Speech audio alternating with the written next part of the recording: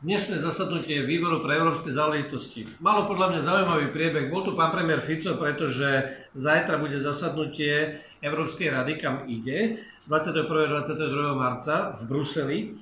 A mali sme tu takú zaujímavú diskusiu, pretože tento výbor pripravuje stanoviska pre pána premiéra, ktoré sú záväzné pre neho a on ich nesie na to zasadnutie Európskej rady ako za Slovensko. No a bavili sme sa tu napríklad aj o postoji k Ukrajine a zaznelo tu niekoľko dobrých vecí, ktoré by som chcel zdôrazniť, alebo teda veci, ktoré ma ohromne zaujali.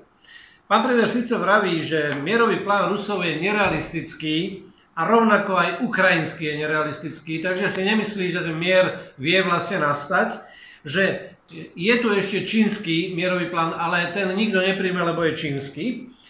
Pán premiér povedal, že Rusi sa nikdy nevzdajú Donecka a Luhanska ako území. To ma ohromne zaujalo, pretože on tým pádom hovorí, že vlastne ten mier nemôže nastať alebo prestávka v tých bojoch.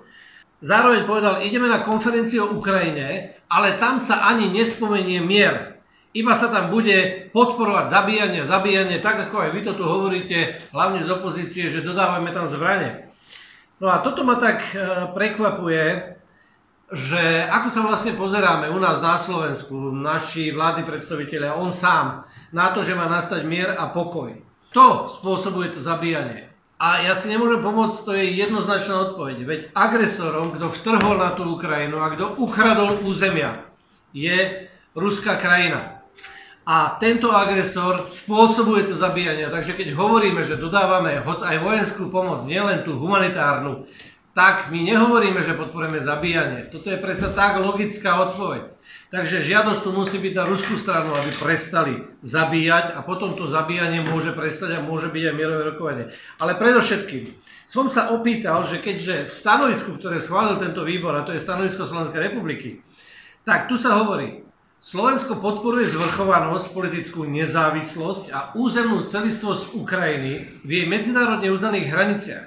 Akákoľvek násilná zmena hraníc vytvára medzinárodný precedens, ktorý je pre Slovenskú republiku neakceptovateľný. Tak a na to som sa opýtal do diskusie, že chcem vedieť, a chcel by som vedieť od vládnych predstaviteľov.